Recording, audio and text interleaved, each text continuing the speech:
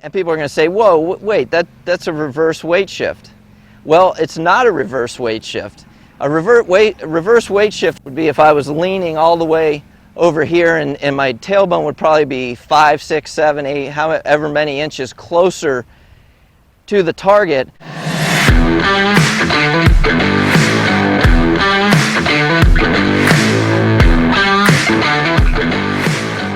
Hey everyone, in this video we're going to talk about how to stop hitting behind the golf ball in golf. I'm going to go over a couple common swing faults that I see on my lesson tee, and of course I'm going to give you a drill to fix it. But before we get to that, I've really enjoyed bringing this free content to you, and our YouTube community, it's growing, and that's very exciting. And I want it to continue to grow, and you can help us do that. And the way you can do that is by liking this video when it's over, subscribing to my YouTube channel, and the easiest way to do that, click on that little red subscribe box in the corner of the screen, and this just alerts you when I have new videos available for you to watch. And then comment. Tell us what you like. Tell us some video ideas that you would like to see in the future. Okay, so there's about 100 different ways, probably more, that I can hit behind a golf ball, and thankfully for all of us, I'm not going to go over 100 different ways.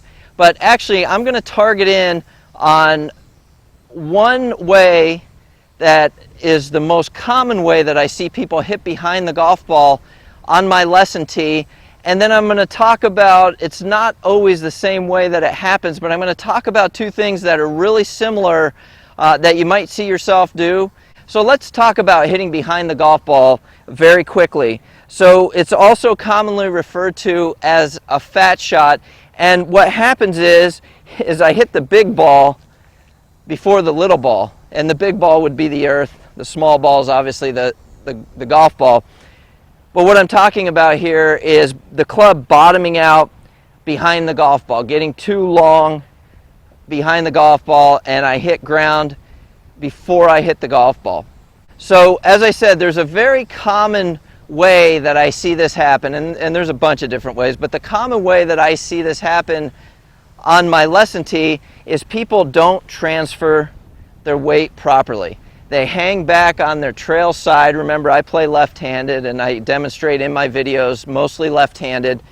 And so that's me staying on my left foot, which is my trail foot. For a right-handed golfer, you'd be staying more on your right foot. But that's definitely the most common reason that I see people hit behind the golf ball. And we have a fancy word for this in golf, and I have other videos about this, and it's the pivot. And the pivot is very simply getting my belt buckle to the target, but we've got to remember that it's three-dimensional. I'm not just turning my belt buckle to the target. I could do that and still stay on my trail foot. I'm turning it to the target, but as I turn it to the target, it's also getting closer to the target. But I'm going to rewind the tape a little bit further because I see two different things, and they're related, but I see two different things that cause people to stay on their trail foot, or it makes it harder for them to pivot or to create the weight transfer the way that they should in their golf swing. So let's talk about this, and I'm going to give you a drill for each that's going to help. All right, so what I see is as people take the club back in their golf swing, I see them roll to the outside of this trail foot. So if you look at my right foot here, we can see that I'm rolling to the outside, and there's another movement that kind of goes with this that helps that trail foot to roll in a bad way, not in a good way, not in the way we want it to. But if I just slide my hips laterally away from the target as I'm swinging back, you can see I'm going to roll to the outside of that foot. So what should happen? Well, what should happen is the weight should stay on the instep of my trail foot. So as I'm swinging the club back, I feel pressure to the instep, and it gives me a chance to load against that trail leg, and then gives me something to drive off of so I can get three-dimensionally to that target. So again, the fault is I kind of roll to the outside of this foot. Again, I see too much slide of the hips or the pelvis in the backswing. I don't see rotation. That's going to help me keep the weight on the instep. but that's really the root cause of it. And then it leads to, I'll show you a couple different things it leads to. As I roll to the outside of my foot, you can see how my back is kind of arched away, or an angle away from the target. Now, it's not to say that I can't transfer my weight quick enough to make that work, but to do that time and time and time again, it's not going to happen. I'm going to see a lot of chaos at impact, and I'm going to see a lot of variability. So as they roll to the outside foot, I see them, the chest kind of down and the back tilted away from the target. And sometimes I don't see that. Sometimes they stay up, they just roll to the outside here. But again, to get back to the golf ball, I now have to get back to the inside of my foot. Now I got to create some push, and you got to understand this is all happening in like an eighth of a second, maybe a quarter of a second if you're lucky. So to create all that movement, and I always say, you know, the engine with the fewest moving parts is the most efficient one. So we're trying to make this as concise, as compact as we can, get rid of any wasted motion. Rolling to the outside of that foot would definitely be a wasted motion. So then it begs the question of, okay, I see that I do that, I put myself on camera, that's something I definitely do, or I can feel it when I'm swinging, or I feel my hips not do the right thing. How can I fix it? And again, using my complicated training aids here, what I like to do is I like to take a golf ball, and I'm just going to put it right behind the trail foot, and I'm just going to kind of wedge my trail foot right up against that golf ball. So now the pressure is really on the inside of my trail foot, and as I swing the club back, you see it's going to be very easy for me to turn against this trail leg, and even easier to provide me something to push off of and get three-dimensionally towards the target better, create that better pivot. So one of my favorite drills, and all you need is a golf ball when you're standing there hitting balls, just roll one over, kind of wedge it under your trail foot.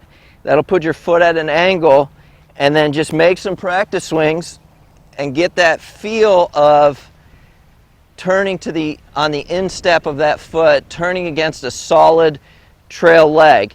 And you'll make some swings practicing it, and then what we're going to do is, because of this nice training aid, I can actually hit balls with this ball under my foot, and that's eventually where you're going to want to get to after you've made a few swings to get the feel for it. All right, so I'm going to grab another ball here, and I'm going to get set up, and this might take a little bit. It's, you know, getting the ball where you want it and getting this ball so my stance is where I want it, and the ball's in my stance where I want it. All right, so I'm pretty good right there. And again, I'm just going to rehearse to the top of my backswing. I'm just feeling the weight more on the instep of the trail foot. I'm turning against a very solid trail leg. And once I have a good feel for that, I'm going to go ahead and hit it.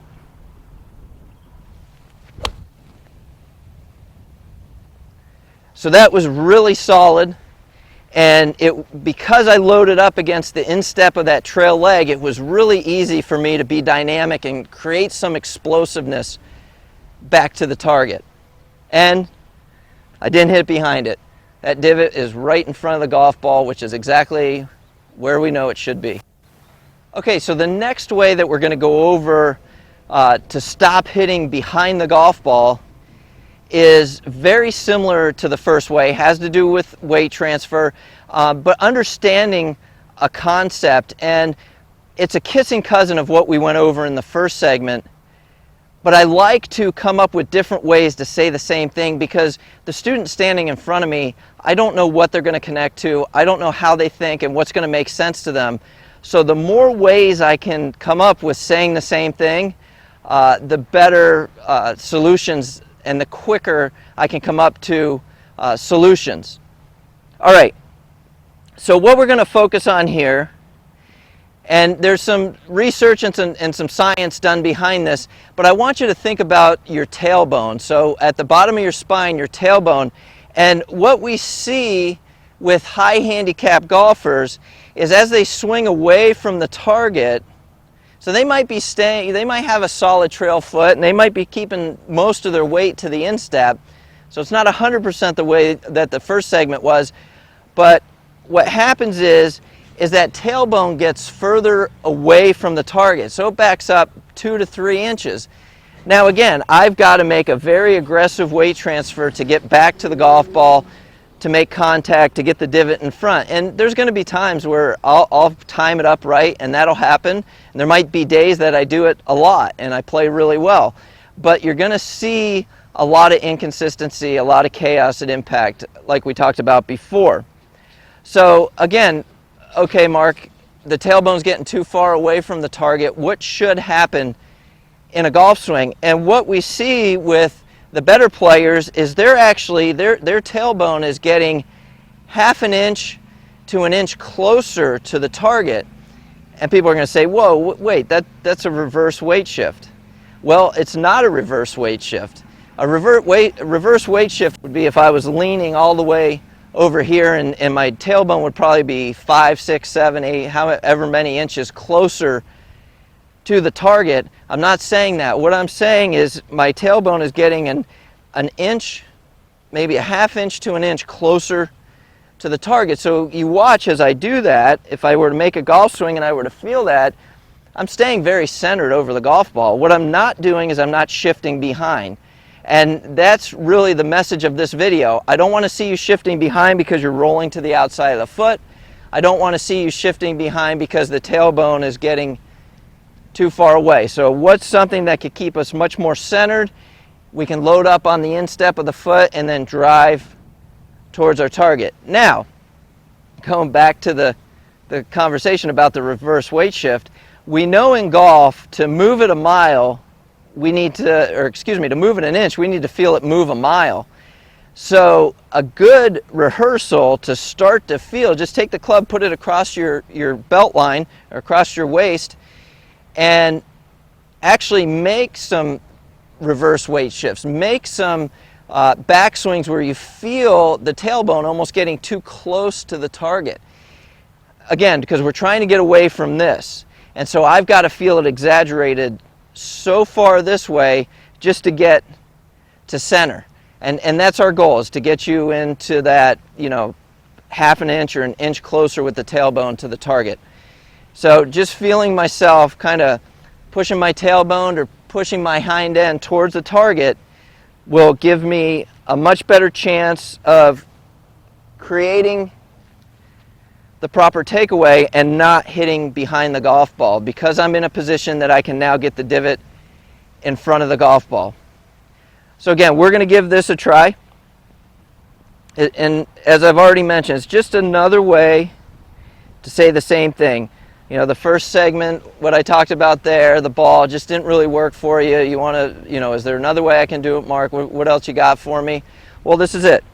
So what I'm going to do is I'm going to make 1 or 2 rehearsal swings to the top, and as I make that rehearsal swing, I'm literally just pushing my tailbone or my hind end towards a target. And once I have a feel for that, I'm going to go ahead and see if we can put it into a golf swing.